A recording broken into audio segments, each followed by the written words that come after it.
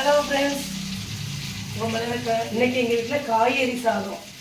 காய்கறி சாதம்னா 2 டம்ளர் அரிசிக்கு ஒரு 100 பருப்பு 150 பருப்பு போடலாம். ஆனால் நான் 100 பருப்பு தான் போட்டிருக்கேன். 2 முருங்கைக்காய், ஒரு உருளைக்கிழங்கு, ஒரு கத்திரிக்காய், தக்காளி, 2 பச்சை மிளகாய், வெங்காயம் வெட்டி வச்சு விடணும். வெட்டி வச்சுட்டு அந்த இது வேகும் போது காயமும் ஒரு மஞ்சள் பொடியும் போட்டு வேக வச்சிடணும். இந்த காயெல்லாம் வெட்டி தேங்காய், சீரகம், வெள்ளைப்பூடு, 2 சின்ன வெங்காயம் போட்டு அரைச்சி வச்சுக்கிட்டு வத்தப்பொடி போட்டு கொஞ்சம் சாம்பார் பொடி போட்டு வச்சுட்டு எல்லாம் முடிஞ்சது. வெங்காயம், கடுகு, உளுந்தம் பருப்பு, வெந்தயம் போட்டு தாளிச்சாச்சு.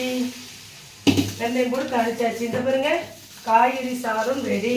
இன்றைக்கு எங்கள் வீட்டில் காய்கறி சாதம் வச்சு உருளைக்கிழங்கு பொரிக்கலாம்னு நினச்சிருக்கேன். இல்லைன்னா அப்பளம் பொரிக்க வேண்டியதான். இதுக்கு மீன் பொரிச்சு சாப்பிடலாம், கருவாடு பொரிச்சு சாப்பிடலாம்.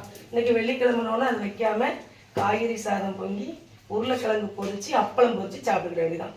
காய்கறி சாதம் ரெடி. சாப்பிட வரீங்களா ஃப்ரெண்ட்ஸ்? பருப்பு, அரிசி, கொஞ்சம் கொஞ்சம் காய்கறி 2 ரொம்ப போட்டால் வதவதன்னு இருக்கும். லைட்டாக போட்டு நல்லெண்ணெய் ஊற்றி தாளித்து காய்கறி சாதம் ரெடி. ஃப்ரெண்ட்ஸ், சாப்பிட வாங்க. எங்கள் வீட்டில் காய்கறி சாதம் ரெடி. பாய்.